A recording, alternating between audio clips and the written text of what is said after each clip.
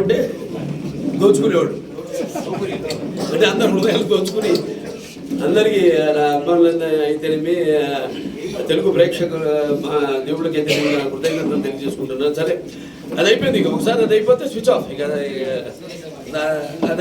అది అయిపోయింది. మన హిందూపురం డెవలప్మెంట్, మన హిందూపురం అభివృద్ధి దాని గురించి కూడా జరుగుతూ ఉండింది.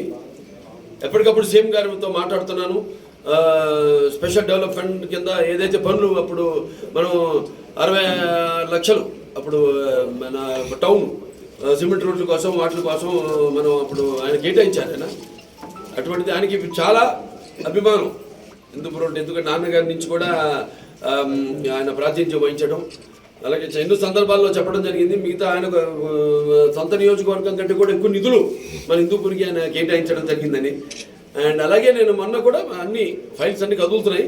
ఇప్పుడు ముఖ్యంగా 3 సమస్యలు ఇక్కడ అభివృద్ధి విషయంలోకి వస్తే, ఒకటేమో ఏదైతే ఈ 92 కోట్లు ఈ టౌన్లో అప్పుడు రివర్స్ టెండరింగ్ అని మళ్ళీ పనులు ఆపేసి మొత్తం డబ్బు మళ్ళించేశారు. మళ్ళీ కాంట్రాక్ట్స్కి 25% పైన అయిన పనులు వాటిని నిలిపేశారు. ఆ పనులన్నిటికీ మళ్ళీ 92 కోట్లు ఆ ఫైల్ కదులుతుంది. అయిపోయింది, ఆల్మోస్ట్ అయిపోతుంది. ఇంకొక 120 కోట్లు మన హెచ్ఎన్ఎస్ఎస్ ఏదైతే పైప్ లైన్ ఉందో అది ఇప్పుడు సరిపోవట్లేదు. మనకి 8 ఇంచులు ఉంది, దాని 12 ఇంచులకి. దాని తర్వాత ఇంకో వైడ్నింగు, కెనాల్ వైడ్నింగు, అవన్నీ కూడా. దాని తర్వాత మన ఈ చలమత్తూరు గోరంట్ల ఎత్తిపోతల పథకం ఏదైతే ఉందో అప్పుడు మనం 550 కోట్లు అప్పుడు ఆయన అంతా డిపిఆర్ అంతా ఆయనకి గవర్నమెంట్ ఇవ్వడం జరిగింది. శాంక్షన్ కూడా చేశారు. కాకపోతే మళ్ళీ ప్రభుత్వం మారడం, దాన్ని ఆపేశారు, ఎవరు పట్టించుకోవాలి.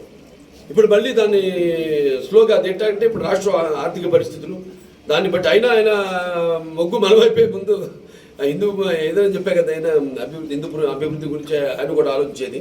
సో అది కూడా అది ఇప్పుడు 850 కోట్లకి ఎంత వచ్చింది. ఇప్పుడు రేట్లు పెరగడం, సిమెంట్ అన్ని మెటీరియల్ రేట్లు. సో అది కూడా మొదలుపెట్టేస్తాం. దాన్ని ఏంటన్నది ఆర్థికంగా సరే ఆయన ఒక ఎన్నో వనరులు సృష్టించి ఆనాడు లోటు బడ్జెట్తో ఉన్న ప్రభుత్వాన్నే మరి ఆర్థికంగా పైకి తీసుకొచ్చారు. సో అలాంటి తప్పకుండా అది కూడా త్వరగతిన శాంక్షన్ చేయడం జరుగుతుంది. ఇక మిగతా ఇక్కడ జరుగుతున్న కొన్ని దృష్టికి వచ్చాయి మీ ద్వారా కూడా.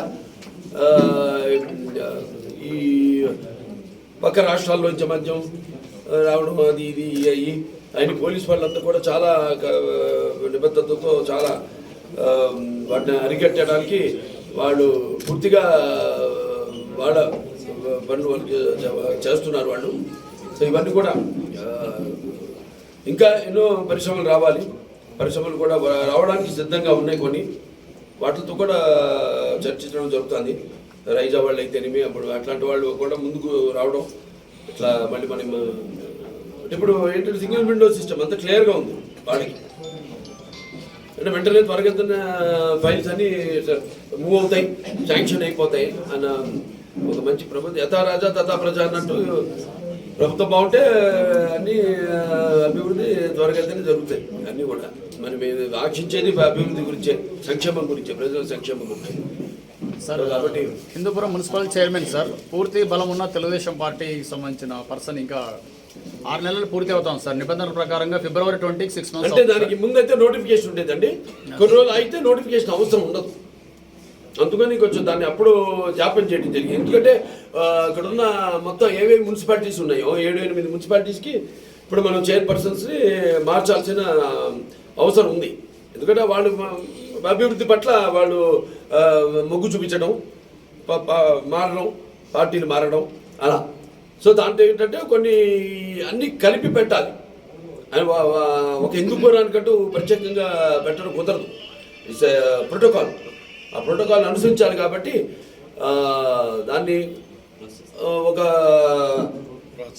కొంచెం 1 సంవత్సరంన్నర అటైతే దానికి ఆ నిబంధనలు మనకి వర్తించవు. దానికోసమని మేము ఏదో వెయిట్ చేస్తాం. అది మున్సిపల్ యాక్ట్ ప్రకారంగా ఫిబ్రవరి 20వ తారీఖు 6 నెలలు అవుతుంది సార్.